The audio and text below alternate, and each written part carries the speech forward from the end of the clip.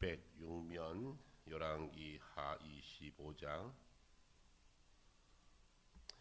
8절부터 17절까지 우리 한 목소리로 같이 봉독하십시다. 바벨론 왕 느부갓네살의 19째 해 5월 7일에 바벨론 왕의 신복 시위대장 느부사라단이 예루살렘에 이르러 여호와의 성전과 왕궁을 불사르고 예루살렘의 모든 집을 귀인의 집까지 불살랐으며 시위대장에게 속한 갈대아 온 군대가 예루살렘 주위의 성벽을 헐었으며 성중에 남아있는 백성과 바벨론 왕에게 항복한 자들과 무리 중 남은 자는 시위대장이 그 땅에 비천한 자를 남겨두고 포도원을 다스린 자와 농부가 되게 하였더라. 갈대아 사람이 또 여호와의 성전의 두 놋기둥과 받침들과 여호와의 성전과 놋바다를 깨뜨려 그 놋을 바벨론으로 가져가고 또 가마들과 부삽들과 부집개들과 숟가락들과 삼킬 때 쓰는 모든 놋굿을 다 가져갔으며 시위대장이 또 불 옮기는 그릇들과 주발들 곧 금으로 만든 것이나 은으로 만든 것이나 모두 가져갔으며 또 솔로몬이 여호와의 성전을 위하여 만든 두 기둥과 한 바다와 받침들을 가져갔는데 이 모든 기구의 논무게를 헤아릴 수 없었으니 그 한 기둥은 높이가 18규빗이요 그 꼭대기가 논머리에 있어 높이가 3규빗이요 그 머리에 둘린 그물과 석류가 다 놋이라. 다른 기둥의 장식과 그물도 이와 같았더라. 아멘. 어릴 적 저희 집안은 아들 삼형제 같이 살았습니다. 아들 삼형제를 기르는 엄마의 마음은 어땠을까? 요즘 같았으면 그냥 귀하게 잘 자랐을 터인데 우리 어머니는 당신 일도 해야지요, 농장 일도 해야죠, 살림 살아야지요, 시아버지 섬겨야죠, 시어머니 섬겨야죠, 시동생 챙겨야죠. 거기 아들 놈 셋이 있었으니 농장 일도 하시고 집안 일도 하시고 시아버지 때에 따라서 식사 챙겨 드려야 되고 아이고 참 어떻게 살았나 모르겠어요. 그런데 아들 세 놈이 똑같이 또 고만고만하게 셋이 3년 4년 터울로 커가니 얼마나 속이 상했겠습니까. 그러니까 막 힘들고 어려울 때는 자식들이 말 안 들으면 자식들을 가끔씩 때렸습니다. 근데 우리 어머니는 큰아들은 절대 안 때렸어요. 우리 집에 장남이니까 네가 형 말을 안 들어서 그렇지 왜 형아 말을 안 들어. 형아 말 안 듣는다고 둘째 셋째만 족치는데 둘째는 눈치가 빨라서 딱 분위기 파악하고 도망가면 저는 그때도 그렇고 지금도 순진했나 무식했나 모자랐나 몰라도 그냥 맞았어요. 그 어머니가 저 몇 대 때리다가 우시는 거예요. 왜 너는 도망갈 줄도 몰라? 그리고 저를 안고 우셨어요. 그때 생각에 어머니 저렇게 화났는데 나라도 맞아줘야겠다. 아마 그랬었는지 저는 어머니한테 참 많이 맞았던 기억이 나는데 어머니 때리면서 마음 편했겠냐고요. 그러면서 마지막에 울면서 저를 끌어안고 아마 본인의 서럽이었던 것 같아요. 왜 너는 도망갈 줄도 모르냐고 그러면서 결국 몇 대 때리다가 그만두셨어요. 그리고 엉엉 우셨던 기억이 납니다. 왜 그랬는지 돌아보면 이해가 좀 돼요. 자신의 삶의 서름도 있었고 또 내가 화가 나서 자식들을 때리긴 하지만 그 때리는 마음이 오죽했겠어요. 그러니까 막내 아들 끌어안고 엉엉 울었던 기억이 가끔씩 납니다. 오늘 열왕기 하 24장과 25장이 그 얘기입니다. 하나님께서는 이스라엘 민족이 제사장 나라로 바르게 든든하게 서가기를 원했습니다. 그래서 사무엘의 눈물의 기도 가운데 사울왕을 결국은 그들의 뜻대로 세워서 왕정 500년의 역사가 시작됩니다. 그런데 그들이 하나님의 레위기법대로 잘 살아갔는가? 그렇지 않았습니다. 북쪽 왕국은 한 번도 하나님을 섬긴 적이 없이 제멋대로 섬기다가 결국은 먼저 멸망하고 남쪽은 좀 나을까 했더니 남쪽도 비슷했어요. 하나님 앞에 바로 세워지 살지 못하고 좀 잘 사는가 하면 또다시 무너지고 또다시 무너지고 왜 그렇게 우상 섬기기를 좋아하는지. 그래서 결국 남유다도 멸망하게 됩니다. 오늘 읽었던 본문 말씀은 남유다 멸망하면서 여호와의 성전이 아주 비참하게 무너지는 모습을 성경 가운데 기록되어 있습니다. 부직갱이 하나 남기지 않고 부삽 하나 남기지 않고 싹 다 가져갑니다. 하나님께서 이스라엘의 그 역사를 마감하십니다. 그 에레미야 눈물 가운데 하나님께서 하신 말씀은 맞아라 그랬습니다. 맞아라. 이게 하나님의 방법이었습니다. 너희들 맞아야 정신 차리겠다. 그래서 그들을 치기로 결정하십니다. 그것이 바로 남유다의 멸망입니다. 그러면서 에레미야를 통해서 70년간 너희를 묶어두겠다. 그렇게 말씀하십니다. 하나님 마음 편했을까요? 아니요. 여러분 그때 만든 것을 제대로 맞으라고 하나님의 말씀을 선포했던 사람이 에레미야입니다. 우리는 맞을만 하니 맞아야 된다. 그러니 바벨론의 포로로 가자. 그리고 그 나라 위해서 기도하자.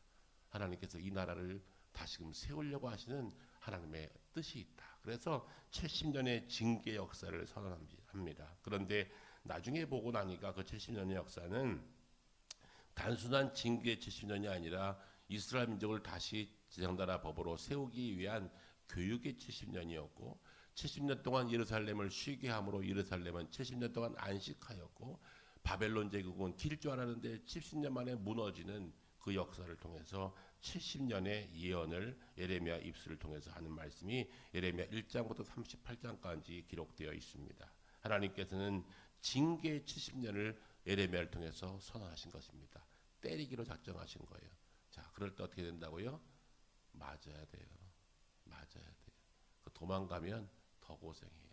오늘 본문에 그런 말씀이 있지요.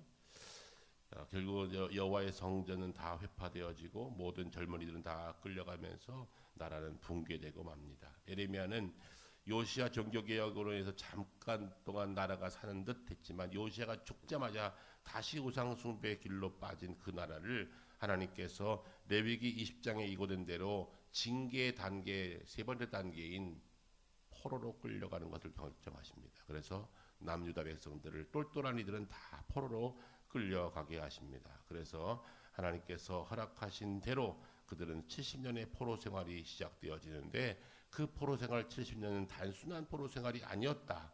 이 포로 생활은 이스라엘 민족 남유다 백성들을 다시금 극상품 나무로 극상품 포도나무 열매로 만들기 위한 70년이었다 하는 겁니다. 하나님은 기가 막히신 분이세요. 그러면서 예레미야에게 새 언약을 선포하시면서 다시 이 나라를 내가 일으킬 것이다. 그렇게 약속하셨습니다. 예레미야의 새 언약의 선포입니다. 그때 북이스라엘은 이미 아수르에게서 멸망되었고 아수르는 그 북이스라엘 사마리아 지역의 자국 백성들을 이주시키면서 북쪽은 결국은 예수님 당시까지도 이스라엘의 정체성을 잃어버린 이방 나라가 되어버립니다. 그러니 남은 것은 남유다밖에 없지요. 남유다만은 에레미야의 예고대로 바벨론의 포로로 끌려갔지만 그곳에서 정체성을 가지고 아브라함의 후손이라는 신앙적 흐름을 그대로 가진 채 나라는 없었지만 민족은 살아 있었습니다. 이것이 바로 이스라엘 민족을 다시 세우는 뿌리요 그루터기가 됩니다. 하나님의 말씀대로 징계 70년 역사가 시작된 것이지요. 바로 그때에 바벨론이 융성하니까 바벨론을 막고 싶은 고대 근동 지역에 여러 나라가 있었어요. 그 중에 5개 나라가 예루살렘에 모이게 됩니다. 바로 그 나라가 에돔, 모압, 암몬, 두로, 시돈 5개 국가가 함께 모인 거죠. 다시 말하면 도시국가의 수장들이 함께 모여서 어떻게 우리가 다시 아수르와 바벨론과 대항할 수 있을까라고 하는 것을 결정하려고 서로 함께 정치적 모임을 갖습니다. 바로 그때에 에레미야가 등장합니다. 그러면서 에레미야가 측량줄을 가지고 나타나지요. 그리고 나무 멍에를 메고 나타납니다. 시청각 교육하는 겁니다. 측량줄은 뭐예요? 하나님의 측량을 할 때 이미 이 나라의 역사는 끝났다. 그러니 포기해라. 그렇게 말합니다. 여러분 잘 된다라는 말과 잘 못 된다는 말 가운데 어떤 말이 하기 쉬울까요? 잘 된다가 하기 쉽죠. 복 받으세요. 그러면 아멘. 그렇게 살면 안 돼. 그러면 기분 나빠합니다. 요즘도 설교하기가 힘든 게 바른 말할 때가 힘이 들어요. 여러분 이렇게 살면 안 됩니다. 좀 제대로 사세요. 좀 신앙 똑바로 가지세요. 좀 말씀 좀 제대로 읽으세요. 왜 예배 제대로 안 드리십니까? 바른 예배 생활 하세요. 이거 쉽지 않아요. 왜냐면 잔소리로 들리거든요. 그래서 오죽하면 막 잔소리가 많아. 왜 나한테 설교하려고 그래? 이러잖아요. 설교가 잔소리입니까? 나한테 설교하지 마! 그러는잖아요. 저는 그 관용어를 들을 때마다 야, 어느덧 우리 사이에 설교가 잔소리가 되었구나. 왜요? 같은 말 반복하니까. 예배 드리세요. 기도 생활 바로 하세요. 신앙생활 제대로 하세요. 하나님께 바르게 헌신하세요. 이게 자꾸 반복하니까 잔소리로 들린다는 거예요. 그래서 설교하지 마! 그러잖아요. 설교는 그게 아니에요. 결국은 에리마의 반복되는 징계의 소리가 듣기 싫었습니다. 그래서 시드기야 왕은 자기가 듣기 좋아하는 사람을 세우는데 바로 하나냐라는 가짜 선자를 세워서 그에게 선언하게 합니다. 가짜 선자의 예언은 뭐였습니까? 아무리 우리가 망할지라도 2년 만에 돌아올 것이다. 걱정하지 마세요. 우리는 망해도 절대 안 망하고요. 가봤자 2년이면 돌아옵니다. 예레미야는 몇 년? 70년. 70년 대 2년. 어떤 게 듣기 좋아요? 맞긴 맞더라도 2년 만에 돌아오는 것과 맞은 후에 70년 만에 돌아오면 내가 살아있을지 안 살아있을지 모르겠는데 어떤 말이 듣기 좋아요? 하나냐의 말이 듣기 좋지요. 결국 하나냐가 죽은 후 12년까지 그 말씀을 믿는 자가 더 많았대요. 여러분 좋은 소리는요 사람들이 붙잡고요 진짜 들어야 할 소리는 안 듣는다 그 말입니다. 결국 에레미야는 말을 거두고 편지를 씁니다. 그래서 남유다의 저항으로 왕궁과 집들이 다 불타버리고 남은 3차 포로 많은 젊은이들이 아주 바닥까지 싹 다 포로로 끌려가는데 그들에게 편지를 들려보냅니다. 그 편지의 내용은 70년은 이미 정해진 것이니 너희들이 그곳에 있을 때 바벨론의 평안을 구하라. 이게 아군이요 적군이요. 이미 하나님의 징계는 시작됐으니 너희가 그곳에 있을 때 이제 다 포로로 끌려가고 망했다. 그러니 거기서 바벨론의 평안을 구하라. 하나님께 기도해라. 그렇게 말씀을 했어요. 하나님께서는 에레미야를 통해서 70년 동안 남유다 백성은 번성하고 줄어들지 않을 것이다. 그러니 그곳에 있는 동안 제장나라 하나님의 법을 잘 훈련받고 교육받아 다시 70년 후에 돌아올 것이니 그 나라의 번성을 위해서 기도해라. 그래야 너희가 산다. 그랬어요. 왜냐하면 바벨론이 망하면 또 다른 나라가 쳐들어와서 그 유다 백성들은 끝장을 볼 거 아니에요. 그러니 그럼에도 불구하고 민족이라도 살아남아야 되니 너희들 그곳에서 바벨론의 평화를 위해서 기도해라. 그렇게 편지를 써서 손에 들려 3차 포로로 가는 이들에게 전달합니다. 예레미야는 완전 매국노지요. 완전 못된 사람이지요. 하나님의 법은 그게 맞는 거예요. 너희들 혼났으니 너희들 우상 숭배하면서 혼나는 거니까 혼날 만큼 나야 돼. 그게 아버지의 마음이었다는 거예요. 우상 숭배를 끊임없이 섬기고 우상 숭배하다가 망한 북이스라엘 보고도 바뀌지 않은 남유다를 향해서 하나님께서 에레미야에게 하신 말씀이에요. 너희들은 망해봐야 알겠다. 그 나라는요 멸망하고요 씨가 없이 말라버립니다. 언제까지? 1948년 영국에 의해서 이스라엘 땅에 이스라엘 세워질 때까지 민족만 있고 나라 없이 살아갑니다. 언제부터요? 기원전부터.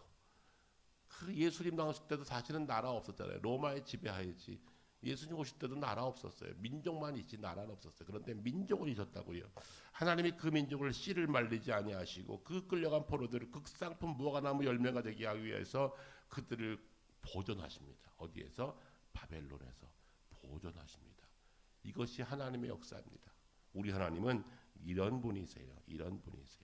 결국은 에레미야는 그들에게 새로운 언약을 선포합니다. 다시 우리는 돌아갈 것이다.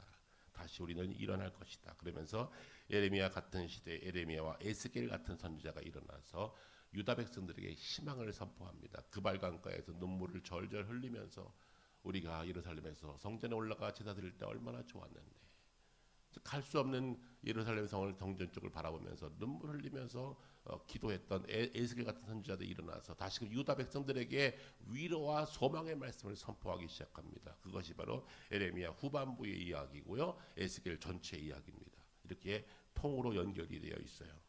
하나님은 이스라엘 백성들을 놓지 않으셨습니다. 결국 에레미야의 그 희망의 메시지는 그대로 이루어지게 됩니다. 자, 그때 에레미야가 마지막 말씀을 증거할 때 시드기야는 에레미야를 다시 부릅니다. 이제 망해가는 나라 붙잡고 에레미야에게 다시 우리가 옛날에 아수를 공격했던 그때처럼 하나님께 한 번 더 기도해봐라. 혹시 아냐? 우리를 다시 도와줄지. 때가 있는 거예요. 이미 때가 지났어. 에레미야는 끝났다. 그러니 끌려가서 포로 생활하면서 70년 동안 제대로 훈련받아. 이게 하나님 뜻인데 시드기야는 결국은 다시 그래도 끝까지 에레미야를 붙잡고 그래도 한번 기도해봐라. 과거에 아수르 군대와 싸워 이겼던 우리나라인데 한번 이 나라 다시 하나님께서 그들을 물리칠 수 있도록, 바벨론을 물리칠 수 있도록 기도해봐라. 에레미야는 뭐라 그래요? 아닙니다. 심판을 받아들이십시오. 결국 시드기야는 지 눈까지 뽑히면서 포로로 질질 끌려가서 결국은 그의 생애는 마감합니다. 이게 남유다의 마지막의 모습입니다. 결국 남유다는 멸망합니다.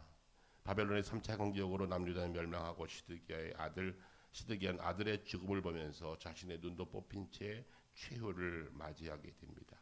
바벨론은 남유다의 총독으로 그다랴를 세워서 그 지역을 다스리게 합니다. 이제 그 땅은 누구 땅? 바벨론 땅. 지금 이스라엘 땅이 자기 땅이 아닌 거예요. 바벨론 땅이 되어버렸어요. 여러분, 나라가 세워지려면 국가가 있어야 되죠. 주권이 있어야 되죠. 그리고 나라가 있어야 돼요. 영토와 나라가 있어야 돼요. 국가가 있어야 돼요. 그래서 나라 없는 백성은 비참해지는 겁니다.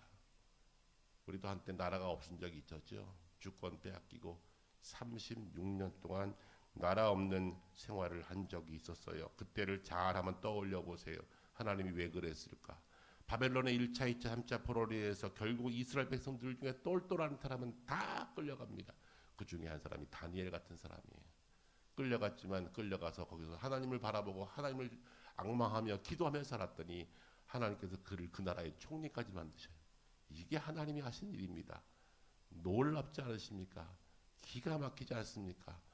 예, 다시 말하면 우리나라의 국무총리가 인도네시아나 필리핀에서 오신 분이 귀화해가지고 한국 국적 따가지고 여기서 국무총리 된 거예요. 그럴 수가 없잖아요. 돈 벌러 왔는데 필리핀, 태국에서 돈 벌러 왔는데 미얀마에서 돈 벌러 왔다가 어떻게 국적을 따가지고 한국의 국무총리가 됐다면 여러분 믿으시겠어요? 그 얘기예요. 그 얘기예요. 하나님께서는 이스라엘 민족, 유다 민족을 안 버리셨어요. 그들을 붙잡으셨어요. 그리고 그들 가운데 함께 하시면서 70년 후 다시금 돌아온다라고 말씀하고 계셨습니다. 그런데 그 중에도요, 예루살렘에 남은 자들은 포로로 끌려하지 않고 끝까지 버티다가 우리는 애굽으로 차라리 갈래. 그래서 애굽으로 갑니다. 애굽으로 간 그 무리들은요, 300년 동안 거기서 종살이 합니다. 나중에 프톨레미 황제 때 돌아오긴 하는데 70년과 300년이 어떤 게 나요? 그래도 덜 맞는 게 낫지. 300년 동안 결국 우린 바벨론 안 갈 거야. 그러다가 결국은 애굽으로 갔던 사람은 300년이 돼서야 돌아와요. 여러분, 역사를 잘 보시면 하나님이 징계할 때는 징계를 받는 게 좋다는 겁니다. 하나님 때로는 징계하십니다. 그래서 에레미야는 그 70년의 징계를 선포하면서 에레미야의 속마음이 편했을까요? 할렐루야, 이 망할 놈들아 망해라 그랬을까요? 안 그랬다는 거예요. 그 안 그랬다는 증거가 어디 있어요? 에레미야 애가서를 보면 에레미야가 절절절절 웁니다. 아까 우리 어머니가 저를 때리면서 이놈아 너 왜 도망갈 줄도 몰라. 좀 도망가라 둘째같이 차라리. 그러다가 때리다가 매를 놓고서 젖끌어안고 우는 어머니의 마음처럼 에레미야가 줄줄 울면서 에레미야 애가서를 써내려갑니다. 그것이 에레미야 애가서입니다. 이해가 되시죠? 애가서를 읽어보시면 남유다가 망한 때 에레미야가 부른 노래입니다. 바벨론은 예루살렘을 정복하고 정전과 왕궁을 다 불살라버리고 오늘 말씀처럼 모든 성전 기구를 부지깽이까지 다 싹 쓸어서 모든 노선 하나도 없이 다 바벨론으로 가져갑니다. 결국 왕정 500년의 역사가 눈물로 끝이 납니다. 예루살렘 성내는 시체 타는 냄새가 창궐했고 아이들의 울음소리와 노인들의 탄식소리만 가득했다라고 에레미야 애가서에 기록되어 있어요. 시체가 타고 성전은 불타고 아이들은 울고 노인들은 탄식하고 끝. 이게 에레미야 애가서의 내용이에요. 여러분, 이 탄식 소리를 하나님께서는 간과하지 않으셨다는 거예요. 들으셨다는 거예요. 이게 에레미야 애가서의 내용이에요. 에레미야가 그 말을 할 때 쉽지 않았을 거예요. 여러분, 징계 70년 말할 때 쉬웠겠냐고요. 70년이면 거의 1.5세대가 지나가는 건데 앞으로 어쩌면 여기 있는 사람들 가운데 다시 돌아올 것을 못 볼 사람들도 있어요. 그런데 그 말을 한 거예요. 징계는 달게 받아라. 이것이 레위기법으로 하나님께서 하신 징계 방법이다.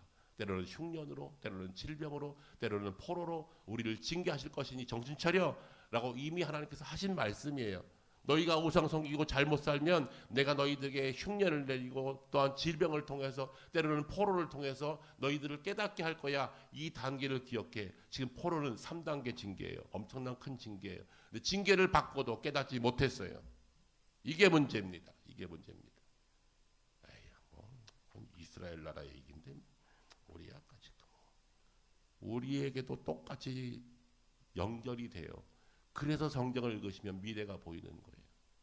저는 우리나라의 조선왕조 500년을 기억 안 할 수가 없어요. 지난주에 영화 잘 보셨나요? 지 조카가 왕 되는 거 보기 싫어서 비참하게 죽이야. 비참하게. 어떻게 그럴 수 있을까? 어떻게 그럴 수 있을까? 결국 나중에는 자기도 비참해지지만 이 왕권, 권력, 이게 권력이 무서운 거예요. 이제 오늘도 우리가 권력자를 세우죠. 국민에게, 도민에게, 시민에게 위임받는 권위자를 세웁니다. 지금 뭐 90도로 절하고 바닥에 엎드리고 막 난리가 났어요. 막 트럭 안에 내려와서 엎어지고 그냥 난리가 났어요. 막 아이들 데리고 뽀뽀도 하고 뭐 오빠라 그래 뭐 별거 다 하고 하여튼 어떻게 하든지 좀 켜보려고 애를 쓰고 국민을 충성하겠습니다. 오늘 밤 12시 지나면 얼굴빛은 달라질 겁니다. 내가 도지사다. 그 손 안에 많은 인사권과 재정권, 이 경기도 서울시의 이 지역사회 살림살이를 마음대로 결정할 수 있는 권한을 여러분들이 주시는 거예요. 저와 여러분들이 그거 주시는 거라고요. 그러니까 우리가 책임 있게 잘 선택하셔야 돼요. 그들에게 맡기는 겁니다. 이게 무서운 겁니다, 여러분. 이거 위임하는 거예요. 여러분의 재정권, 이 세금 당신 뜻대로 쓰세요. 당신이 원하는 사람을 세워서 이 나라, 이 도시 정치 당신이 하세요라고 권한을 부여하는 그 한 표가 굉장히 중요해요. 그래서 나라가, 도시가, 지역이 바뀌는 겁니다. 그러니까 잘해야 되겠죠. 사람 세우는 일이 그래서 중요해요. 결국은 우리나라도 조선왕조 500년 동안 잘했습니까? 역사를 배우면 아시겠지만 노론소론 남쪽이냐 북쪽이냐 거기 또 학자들도 안에 또 반대파가 있고 성리학이 오라 마라 유교가 오라 불교가 오라 유교가 오라 정치적으로 종교적으로 박살이 납니다. 억불숭유 정책했다가 불교가 좋냐 유교가 좋냐 또 종교 때문에 싸우고 실학이 맞냐 과거가 맞냐 실리주의가 맞냐 보수가 맞냐 비슷하지 않아요? 딱 다를 게 없어요. 조선왕조 500년이 지금 말만 바뀌었지 똑같아요. 똑같아요. 계속 분파 만들고 정쟁하고 당쟁하고 네가 옳으냐 내가 옳으냐 갈라치기 하고 거기서 안 죽이지 않을까요? 죽일 수도 있어요. 정치적으로 죽여버리잖아요. 목숨 죽여버리잖아요. 무서운 거예요. 그렇게 500년을 지냈는데 못 깨달았어요. 우리 할아버지들이. 결국은 하나님께서 일제 36년을 살게 하십니다. 살아보셨나요? 안 살아보신 분, 살아보신 분도 계시고 살아보시면 다 못 사셨나? 네. 여러분 그 36년을 우리가 지배를 받다가 그래도 그 끝난 다음에 또다시 이념 갈등 가지고 또 당쟁하다가 남쪽 북쪽이 또 판조가 나서 지금까지 70년 동안 지속되고 있어요. 여러분 잘 보세요. 여기서 교회가 할 일이 있습니다. 교회가 바른 말을 해야 되고 교회가 정직해야 되고 교회가 이 재난과 고초 앞에 기도해야 될 이유가 여기 있어요. 에레미야가 절절 울면서 했던 그 말을 교회가 해야 돼요. 그래야 하나님께서 이 나라 다시 일으킬 수 있어요. 새 언약을 통해서, 새로운 그루터기를 통해서, 새 포도나무로, 새 무화나무로 다시 일으킬 기대감이 교회에게만 있어요. 하나님의 백성들이 이거 하라고 우리를 남겨두신 거예요. 어디에? 이 땅에. 그러니까 여러분 잘 사십시오. 우리가 잘 믿읍시다. 그래서 우리가 나라 위해서 기도할 이유가 여기에 있습니다. 하나님께서는 우리에게 다시금 긍휼과 자비를 베푸실 것입니다. 에레미야 애가의 마지막 장면이에요. 하나님은 우리의 고초와 재난을 아십니다. 그러니 소망 가지세요. 하나님의 긍휼과 자비를 붙잡으세요. 이거 에레미야 애가의 소리예요. 그런데 하나님께서 이 일을 통해서 결국 포로로 끌려간 사람들, 다니엘과 에스겔 포로로 끌려갔어요. 그리고 그때 1만 명의 사람들이 에레미야의 말씀을 듣고 절망 가운데 소망을 갖게 됩니다. 그 후에 하나님께서 그들을 다시 일으키셔서 다시 70년 만에 돌아오게 하는데 자기의 힘으로가 아니라 고레스 왕의 법을 바꿈으로 너희 백성들은 너희 나라 가서 너희 방식대로 살아라. 고레스는 힘이 있으니까 자신감이 있었던 거예요. 그러니까 우리가 굳이 끌어안고 있을 필요 없다. 니네 민족 미디 땅에 가서 다시 성전도 짓고 니들 마음대로 너희들 법에 따라 살아라 하면서 보내줍니다. 자기들 힘으로 돌아온 거 아니에요. 하나님께서 고레스의 마음을 바꾸사 유다 민족을 다시 유다 땅으로 돌아오게 하십니다. 이게 하나님의 통치입니다. 우리는 부정할 수가 없어요. 오늘도 이 시간 이 말씀을 함께 경청하면서 우리 민족을 위해서 기도해야 합니다. 우리 민족이 정직할 수 있도록, 우리 민족이 하나님을 무시하지 않기를, 하나님을 경외하기를, 하나님은 지금도 역사를 통치하시는데 이것을 바라보고 기도하는 저와 여러분 되시기를 주의 말씀으로 부탁합니다. 그럴 거예요. 그러면 왜 그러면 하나님뿐이냐? 부처님도 좋고 공자님도 좋고 다른 분도 좋은데 왜 굳이 하나님이냐? 여러분 하나님은 그 위에 통치하시는 통치자이십니다. 그러니 우리가 최고의 신에게 고백해야지요. 최고의 신에게. 제 친구 목사가 영국 가서 선교학 공부하면서 논문을 쓰는데 대한민국 한국교회에 나타난 최고의 신에 관한 연구를 가지고 박사학위를 받았어요. 선교신학 박사를 받았는데 그 친구가 그런 말을 했대요. 우리나라 하나님은 너희들이 알 수 없는, 너희들은 고작해야 대문자 가시라고 하나님 그러지 우리는 아예 말이 다르다. 우리는 하느님 아니라 하나님이란 말이 있다. 우리는 하느님 아니다. 하나님이다. 하나뿐이면 우리말에는 일말이 있다 그랬더니 영국 신학자들이 놀래더래요. 어떻게 그런 말이 있냐. 우리는 다른 신들은 하느님하고 우리 하나님은 하나님 한다. 니네 그거 아냐. 여러분 영어에서는 보통 신할 때 소문자 가시에, 근데 하나님은 대문자 더 가시에. 근데 우리는 아예 말이 달라. 하느님 노 하나님이 있다. 그래서 그거 갖고 박사학위 했어요. 여러분 우리는 하나님을 믿잖아요. 하나님이 우리 아버지시라고, 그분이 역사의 주권자시라고. 그렇게 믿는다면 에레미야의 선포를 우리도 함께 수용하고 우리가 이 나라가 이만큼 된 것이 하나님의 뜻임을 기억하십시오. 이것은 단순하게 남유다의 역사가 아니라 오늘 역사 가운데 지금 말씀하시는, 가만 보십시오. 조선왕조 500년 통과하고 일제 30년 통과하고 한국 전쟁 통과했어요. 이거 참 비참한 세월을 보냈어요. 당파 싸움하면서 500년 보내고 국권 뺏기고 36년 보고 전쟁으로 3년 반 치르고 이 나라 초토화돼서 이 땅에 아무것도 없었어요. 제가 어저께 서울역 쪽에 잠깐 갔다 왔는데 가니까 6.25 전쟁 참상을 전시로 쫙 해놨더라고요. UN 16기국 국기 쫙 걸어놓고 젊은이들이 이렇게 보더라고요. 걔들이 보면서 무슨 생각했을까요? 이게 서울이요? 옛날 6.25 때 광화문 모습 이렇게 나오는데 아이들, 조그만 아이들이 이렇게 미군 앞에서 이렇게 손 벌리고 있는데 뒤에 광화문 총독부는 보이고 그 앞에서 이렇게 손 벌리고 있는 아이들이 보이더라고요. 최소한 70은 넘었겠지. 그 아이가, 그런 나라가 오늘 이 나라 됐어요. 경제순위 7위, 국방력 10위. 놀래주세요. 하나님이 일으키신 거예요. 하나님이 세우신 거예요. 그래도 미우나 고우나 이 나라 국회가 기도하고 국회를 시작한, 첫 국회를 장로님 기도로 시작한 나라예요. 어찌됐든지 이승만 대통령 덕분에. 그런데 지금도 이승만이 옳으냐 그러냐 뭐 말이 많지요. 뭐 공과는 있을 수 있지만 하나님이 하신 거예요. 하나님이 하신 거예요. 우리는 이거 인정해야 합니다. 그리고 나라 위해서 기도해야 합니다. 에스겔처럼 정 안 되면 눈물을 흘리고라도 기도하셔야 돼요. 절절절절 우는 사람이 있으면 하나님은 다시 그 민족을 살리십니다. 다시 일으키십니다. 이것이 교회가 지금 반드시 해야 할 말입니다.